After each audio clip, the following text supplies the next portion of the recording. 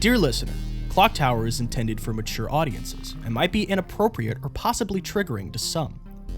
Many of the themes and events in ClockTower are inspired by weird fiction as well as similar concepts, which means the show can get dark.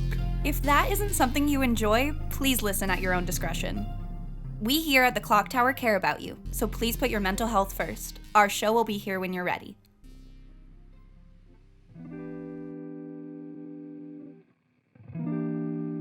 Welcome to another episode of ClockTower, a D&D 5e experience. For those of you familiar with 5th edition, keep in mind that all of our players are playing a custom class called the ClockTower Agent. We also play with a lot of house rules in our games that we as a group collectively enjoy.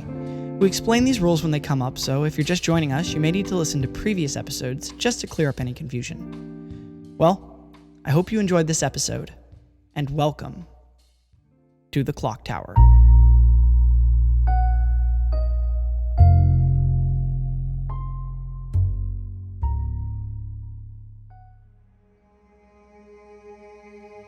Sam, with a wand in hand, looks over Rock's shoulder as Rock slams into the bell with their sword as hard as they can and as fast as they can, while Jaeger, surrounded, trying desperately to pull his arms away from different ghosts, while slinging them outward to try and cast these spells from the wands, as on the other side of the bell, Reagan, also completely surrounded, is trying to back up closer and closer to the bell, as these rage spirits continue to advance aggressively, desperately trying, like a horde of monsters, trying to pull out your very soul. Sam, it's your turn. Sam would like to, quickly looking over to see the rest of their party, they summon up a small illusion and throw it out into the field to try to distract the other ones, before readying their wand and casting it at the back of the group. Sam slings out their wand and casts a burst of fairy fire that manages to completely obliterate into small ash-like pieces as you see all of the remnants of those spirits sort of dust away in the wind as the fairy fire clears. It seems that some of the spirits have sort of shifted out of the way of the blast and are continuing their aggressive advance. Jaeger, it's your turn. No, Jaeger's going to also fire fairy fire with the wand in his right hand toward the ones directly to his side. He's gonna just catch all three of them and just try to wipe them off the map. Okay. It's save time. This fight is a lot of me rolling. It is. Fail. That was Fuck yeah. fucking 3 fails in a row. I'm a shooter. And with the other hand, he's going to sort of flip it under his arm and fire at the ones going for Reagan on the far side. I think you can hit all of those, yeah? Yep. And then he's going to step. Now he's going to stay right where he is. Defending Rock is the best option right now. All right. Jaeger, like a practiced gunslinger, with one hand fires out a bolt of fairy fire directly in front of him, almost at his own feet, that explodes outwards as the light seems to swirl around you, almost blinding you for just half a second before the spirits that were once in front of you are completely gone now, the ashing remnants floating into the sky, as without missing a beat, he fires under his elbow and towards Reagan, manages to get 2 of the ghosts surrounding Reagan, leaving 2 other ghosts behind, still continuing their advance as the second wave slowly progresses in the field towards you guys, their impending march getting ever closer. Rock, your turn. Ding, ding, ding, ding, ding, ding, ding, ding, ding. That's a good turn, my dude. Reagan, it's your turn. Why don't I cast fairy fire on these guys? All right. Pass. Fuck these two. These guys they're on it. They're too angry for this world. They're too angry for this world. They used to be like a monk and a rogue. What happened here? Can I ask where the bag of wands is? Rock has it, I think, on their shoulder still, right? I dropped it in the middle of us, and we made a circle around it, so anybody can literally just pick up. So and effectively reload. where the bell is. Perfect. Is that turn? Yeah. Believe these boys move 45 feet a turn. Are they distracted by my illusion? That's a good question. What's your spell save? 12. Ah. However, they won't notice his illusion until they go up and touch it. Really? Yeah. Yeah. Minor illusion. Well, then I'm just rolling a flat wisdom save for them to see if they're attacking that or if they're going to go for the group of people. Makes sense. Ah. All right. Okay. Oh my god. I think everybody else can make it there, so everybody else went for the fucking thing. Nice. Literally all the rest of them. Which is annoying. Minor illusion, a useful spell. They definitely destroy the hell out of that illusion. Yeah, so basically when they swing through it, they recognize it's an illusion. Right. As you see your illusion standing out in front of the second wave, a majority of the second wave is diverted towards that illusion as they swarm around it violently, and you can hear the choked, sort of elongated, strange screaming as they rip into something that isn't there. And then a small portion of those monsters continue their advance towards all of you. And they are going to run for the rest of their turn because they can't attack, so I don't know why they wouldn't, which will put them all up on you guys. And that is another round. I believe this is the last round before the drawbridge is down completely. However, in the distance, you do see even more boys starting to advance from the city. And you are all starting to realize that what your friends in the city might have said is very true. Apparently, at one time, a lot of people lived here because there's a lot of dead ghosts coming after you now. Sam, it's your turn. All right, I've tried to group them up, but we've got to move quick. Sam would like to fire the large group of them that they've managed to get together, and then fire a second at the offending group around Reagan. Fucking play of the game if they fail this right now. So, yes, I would like to target one fairy fire on my illusion, and then one at the two around Reagan. Holy crap. Ooh. That's a lot of boys gone. I like that. It was good. I'm a wizard. Out of the group of 7 of them, 5 of them completely disintegrate into nothing. And your second one was going where? To the boys around Reagan. All right. The 2 boys that had been managing to survive so many attacks finally disintegrate as the fairy fire rips its way through them, and the one spirit who has just more recently gotten next to Reagan manages to evade the blast. Would you like to do anything else on your turn? No, that's all. Jaeger. Yeah, Jaeger's gonna look over, see that there's only one leftover in that corner over there, so they'll nod and say, "Perfect," and then fire a fairy fire directly down at his feet.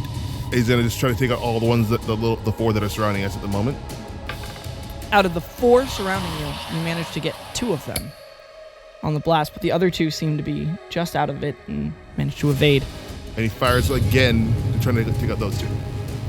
I gotta say, I do love Jaeger gunslinging wands. I mean, it feels very pretty good. cool. Side note, once he fires off those, he then takes those 2 wands and tosses them to the side and then pulls his next 2. Hell yeah. Also, one spirit remains among all of you. It's now Rock's turn. Rock, you see as your arms are starting to, like, really hurt from just swinging this, like, you're starting to get that burn in your biceps, just like ding, ding, ding, ding, ding, ding, ding, and you see the drawbridge is almost down, like to the point where you guys could probably run and jump onto it at this point if you really wanted. Rock's gonna look out to see the carnage. I believe Rock would get a sense of like, oh wow, this actually it's not going bad now. Going too bad.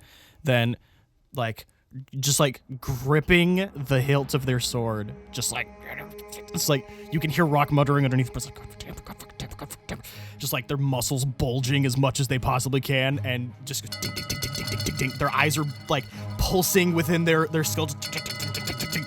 And Rock, as you finish hitting the bell with all of your willpower and force, just pure determination to slam this bell, you guys hear the decisive thumping sound of the bridge hitting the ground as the drawbridge is completely down now. Your way out of this town square open before you.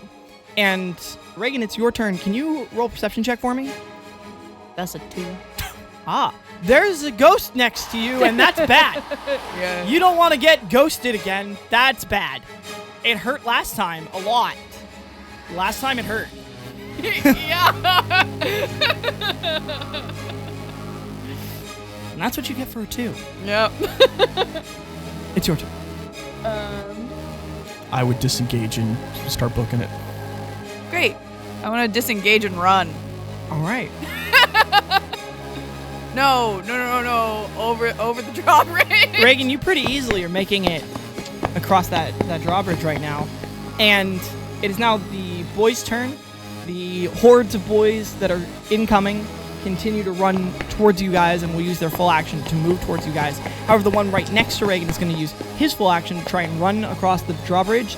And in a quick burst, as soon as he steps foot on the drawbridge, there is a flash behind Reagan, and the ghost that followed Reagan is just gone, evaporated in a mist of fairy fire as small runes glow on the bridge as Reagan crosses it.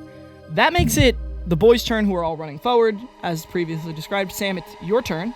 Sam would like to move just across the runes on the drawbridge and then summon another illusion before saying, all right, I will do my best to hold them, but you gotta get behind me.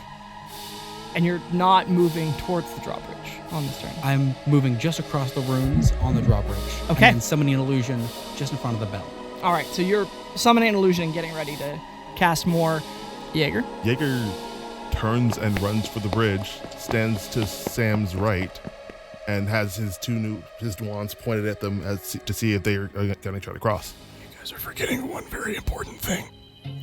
I'll grab it. I'll grab the duffel bag. Thank you. I was hoping someone would forget. I was hoping you'd all forget about the duffel bag full of wands. I couldn't grab it because I had to disengage. I feel like Rock takes a step, right? Like, takes a step towards the bridge, and goes, and goes back and grabs the duffel bag. But, like, it really hurts to pick up the duffel bag, even though it's light, because their arms are noodles. Tired, yeah. I'm still running on, like, adrenaline, just... Rock drags the duffel bag across. And as all of you stand shoulder to shoulder on the drawbridge looking out, one or two more of the ghosts try to run across and get dusted as a massive crowd. It's like looking out at a music concert worth of people, of these angry spirits standing packed in the square, all looking at you, like looking towards your direction, and in unison, they all just start to scream at you. They all are letting out this cacophony of angry, defeated screams. Everybody roll a will save. All of you passed. Rock did not. As Rock, you holding your ears, fall to the ground. You are feared against these creatures right now, meaning you can only move away from them as much as possible, and it is the only action that you can, like, you have to move away from them. Which means Rock is, like, holding their ears and trying to move away from them as quickly as possible. Like, stumbling, holding the duffel bag, and you also take a point of exhaustion. Those are never great, yeah. Yeah, it's bad. So first one will be disadvantage on all ability checks. Yep. And Rock, the screaming it haunts you. It's something you can't unhear. It's something that, for whatever reason, it struck a chord with you, and it's just, for lack of a better word, it's extremely triggering to you. It's just, you try and, like, cover your ears and try to not hear it, and it's just too loud. And the reaction you have is almost debilitating. You're fucking exhausted mentally, physically. It's something that... So I'm feared and I want to get away from these things as possible. I have a feeling Rock, under that amount of stress, would just bolt it across the drawbridge. Yep. There is a door at the end of the drawbridge which is cracked open slightly. Are you going in? What is the fear radius? Just, like, as far away as humanly possible? I imagine, since it's like a big, like, louder than a concert sound, it's just away. I would imagine then in Rock's fear, they would run through the door and close it behind them just to nullify the sound out of that fear. All right. You guys, I imagine, see this, right? Like, you're running in, and, like, all of you cover your ears too. Like, you're trying not to hear it, but it doesn't affect you as profoundly as it affects Rock. Rock, like, holding their... You know what? Do you even carry the duffel bag? Or do you just drop that shit and cover your ears? I think Rock would probably drop it in front of them, just like wherever they were standing, bolt it, run into the door, and shut it behind them out of just fear to try to nullify the noise. So I can picture the scene pretty well in that Rock runs across as all of you are, like, you're trying to talk to each other too, like you're trying to figure out what the next move is, but you can't hear each other over the screaming, and you see Rock, like, in pain, looking just completely not okay, run across the bridge, run through the crack in the door, and then we see from Rock's perspective, slamming the door shut in darkness, like back up against the door, like sliding down it, just covering their ears with the muffled screaming beyond, trying to just not hear it anymore as you guys are shut on the outside of the drawbridge, stuck there. Do you guys go, like, try and get in, like, try and push the doors open? I grab the duffel bag. Smart. All right, Reagan grabs the duffel bag and puts it over their shoulder while you're trying to, like, wincing at like, one of your ears not being covered to the sound. I would like to cast message towards Rock through the door. So message is just like I kind of a whispered message that they can hear perfectly and respond to. Right. A certain amount of words. Because in their head. Exactly. And Sam's gonna say, Rock, are you there? It's okay. You just need to open the door. We can fix this. Please open the door. Roll another wisdom save. That's an 8. You distantly hear Sam trying to say something to you, but all you can hear is like the screaming outside and trying to keep the door shut. And like I imagine in my mind that Rock probably isn't mentally even in this moment right now. Like Rock might be in some other moment from their time on the path of the north, just like holding a door shut for dear life. Because if Rock is, so that's 2 failed wisdom saves. This is a fear, and now you're saying this is almost like some like flashback right type thing. Rock is not only like doesn't hear the message, but maybe even the reply would just be like muffled breaths and silent like panicking that Sam would hear. And like, can I do a personal roll? Yeah, I would love that. So I did a personal roll to see how bad Rock was in this flashback, and I got a 10, and I was going to be below as bad, above as though they'll get out of it. Rock, flashbacking to their time on the path, remembers where they had an onslaught of whatever's coming towards them, and they were backed up against a door, and 2 people on their left and their right. One of them gets stabbed through the door, the blade piercing their chest as they slink down, and the other one looks and goes, "We need to barricade this." So Rock would then take their sword, their eyes not even glazed over, and try to barricade the door while probably at this point yelling, not me, leave us alone." So I'm going to try to barricade the door with my sword. Is Rock crying while doing this, like just trying to keep this shit together? Rock is trying not to cry, but that trying not to cry where there's some tears still getting out. As Rock like slams, and the door has like the 2 ornate like curved handles, right? So you slam right your sword in between them and just like hold the door shut, and like the door isn't being pressed again. Actually, are you guys like trying to get the door open? Like, are you guys trying to like get in at this point? Sam wouldn't be. They just have their hand on the door, just trying to focus on continually casting the message. Well, yeah, Sam is a reasonable person. Jaeger? Yeah, that sounds about right. I mean, okay, let me ask this question right now. Uh-huh. The creatures, they're screaming at us, but they're not trying to push forward more onto the bridge. Let me put it this way. This screaming is so bad that in a couple moments you're probably going to have to make another wisdom save. Yeah, Jaeger's gonna fucking Door open! So, Rock, the door is being pushed open as you're trying to keep it closed, just holding it shut, trying to hold your shit together. And like, I feel like you're somewhere in between the past and the present right now, where like you look over to your side and you don't see a person there, but you see like the red streak of where they slid down the door, and like you just are remembering things, and these screams are bringing back the worst moments of your past. I'm looking to the left to the person that was still alive, that wasn't killed, and like telling him it's gonna be okay, and just like keep holding the door, and there's no one there. Like I am in full fear flashback mode from my time on the path, because I remember correctly, my path is one of the most like violent paths. Yeah, the path of the north is by the sword. Fight your way through. I've been in wars. Like medieval, like it's mainly the path of the north is meant to be like the sort of medieval combat, like dark fantasy kind of path that led you to the clock tower. I mean, all the paths that lead to the clock tower are kind of dark and ominous, but the path of the north was fighting your way through hordes of armed soldiers. And you even said when in a previous arc, when Rock woke up, he was in a barracks. Yeah. And there was a war outside, so this is just reliving one of those wars. Yep. Yeah, I'd say like Path of the North is like a battle royale, and I'm path is kind of like Tetris, but ominous. Ominous Tetris. I would say if you were going to relate the paths to anything, Rock lived through like a Game of Thrones war onslaught, and Sam went through Pan's Labyrinth. That's fair.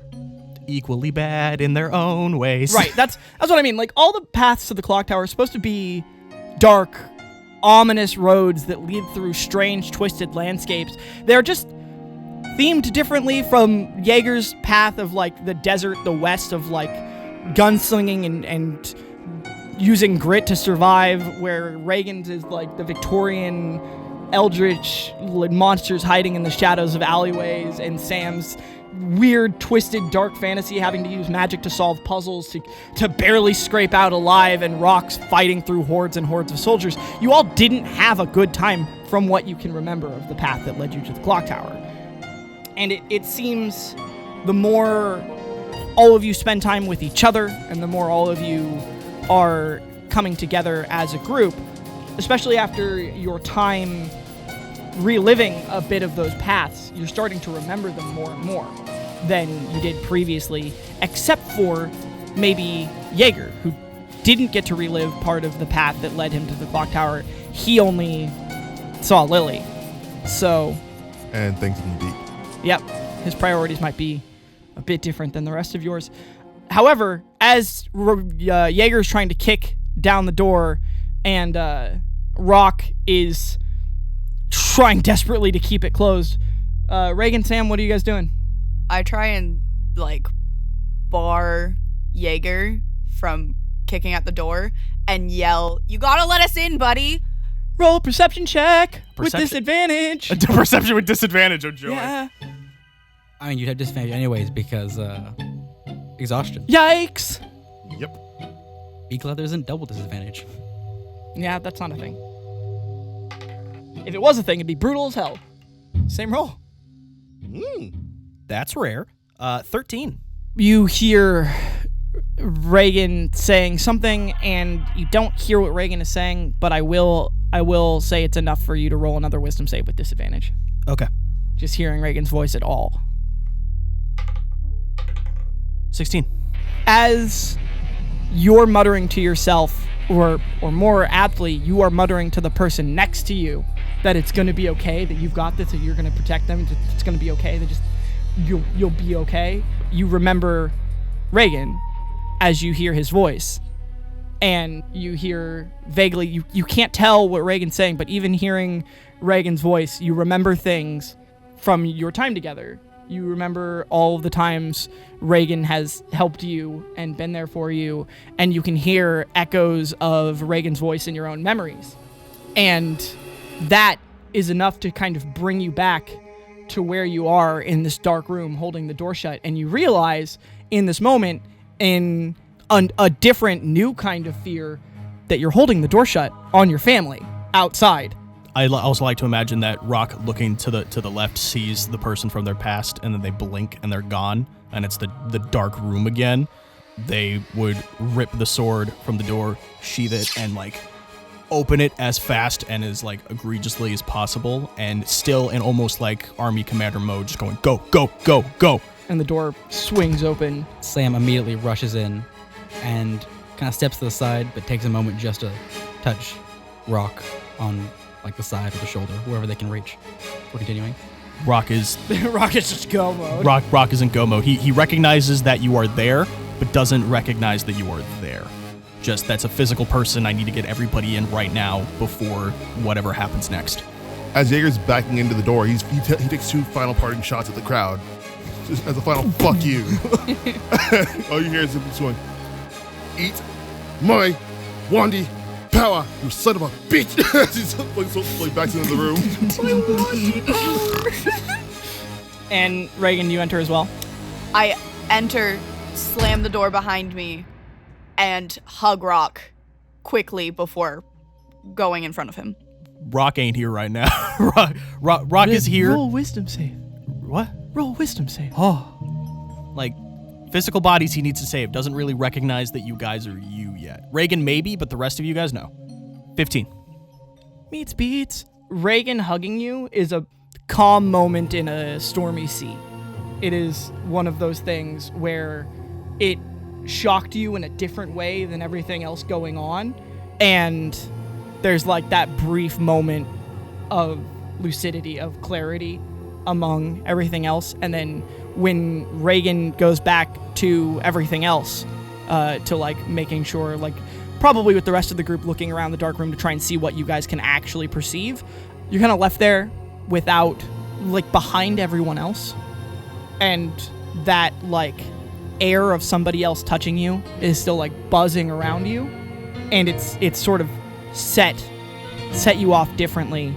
Your exhaustion isn't gone, but you gain a point of inspiration. Can I use that? So inspiration, again, is basically a point that you can hold whenever you want and give yourself advantage, meaning that you can use this moment with Reagan to offset your exhaustion in the future when you need to.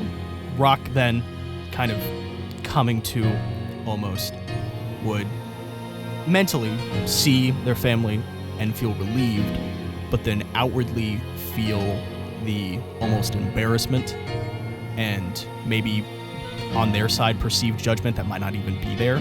Shake their head a little bit and go, all right, let's keep moving, and start walking towards everybody, start purveying the area.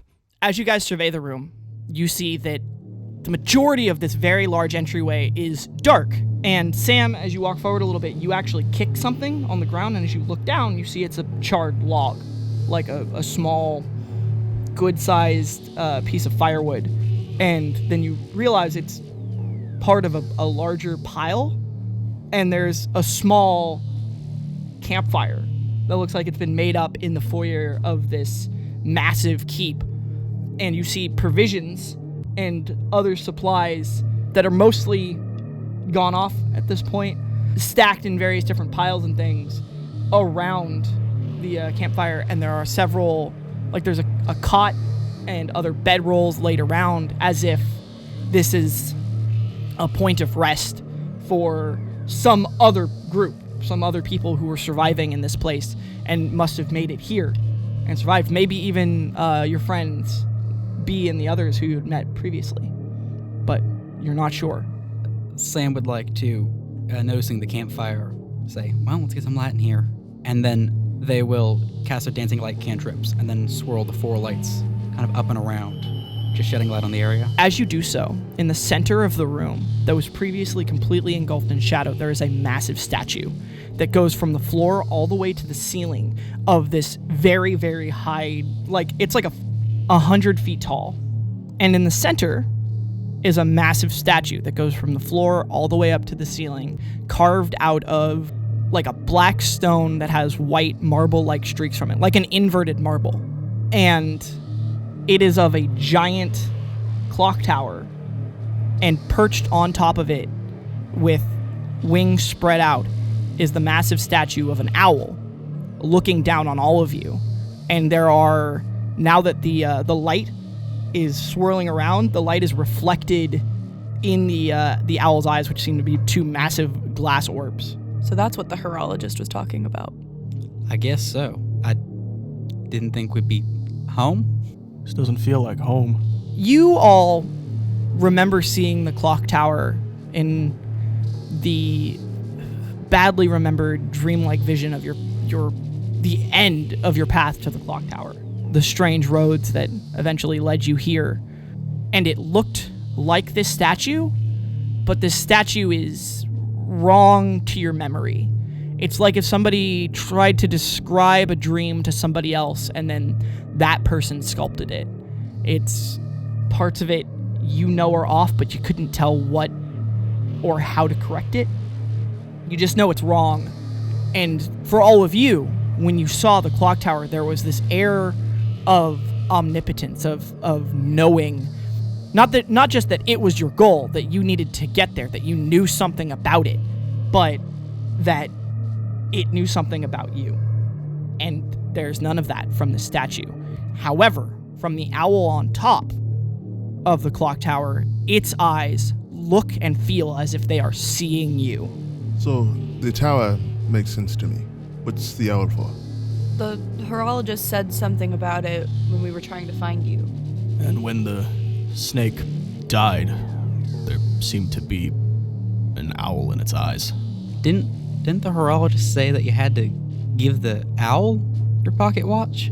Jaeger, who did you give the pocket watch to? Did you see an owl? No, I gave it to Lily. I mean, Lily's decisively not an owl. Wait, Lily's not the only one who's been there. You know that. Who have we been giving our coins to? Well, I mean, the entity, but did you give it to them or to Lily? I think they're the same person. Kinda. Oh, that can't be right. And if that's true, that means that being inside Lily, or puppeteering Lily's body, would be your owl. Reagan looks up at the owl statue. The owl looks like it's looking at you, and it's not a kind look. Okay, well, that may be true, maybe not. All I know is that we need to keep moving. We've got a stranger to follow and things to run away from, so let's keep doing that. And if this statue is any preview, I don't like our chances of what we're gonna find. And as all of you are looking up at the statue, you do realize, looking at this campfire in front of you, that you have no idea when another moment of quiet is coming. You have no idea what else is in this keep, what could be lying ahead for you, what dangers lurk in the shadows of this place. But right now, right here, this room, from what you can see, is clear. You can continue on if you want, but Rock, as a previous soldier, this might be one of the last chances you guys have to rest for a moment. I'd say for Rock, there's an objective mindset and a subjective mindset. Objectively, the smart thing to do would be rest, take a minute, and keep moving. Subjectively, Rock is worried based on previous encounters. The person we're supposedly going after doesn't abide by time the way that other things we've encountered do, and doesn't want to risk losing again. So, of course, it's a party decision, but Rock would probably start walking up something or going forward just off of mentality. Jaeger's hunting right now. So, for him, this is nowhere to stop just yet. We've already had a moment to have a break. Sam starts to sit down and then sees the other two start to walk and goes, all right, and gets back up and looks over to Reagan. Reagan looks like he wants to climb the clock tower to get to the owl. Instead, Reagan touches the statue of the clock tower and says, all right, let's head on.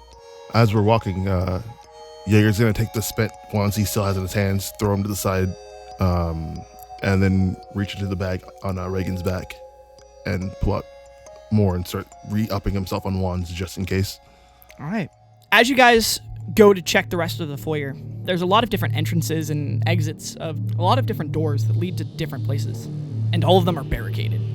Like dressers and things moved in front of places, and hastily scrawled runes of fairy fire carved into anything they can on a lot of the doors. And there's only one set of doors that isn't completely blocked off. And the doors themselves look different.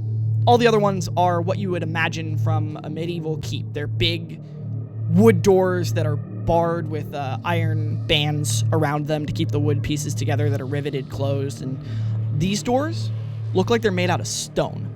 And there aren't runes of fairy fire etched into them. There are strange enchanted runes that seem to shift in their make that look very familiar to all of you, because they're the same kind of runes that are on your pocket watches and on your weapons. You know, they're ClockTower runes.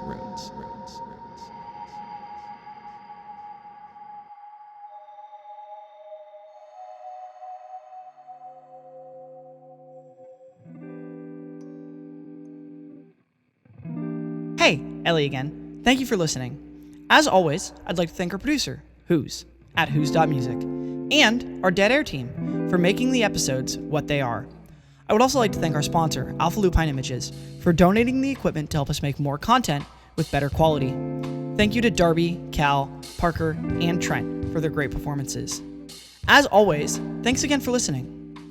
We release on a bi-weekly basis, so episode 29 will be out on Friday, July 23rd. Until then, time's ticking. See you in the clock tower.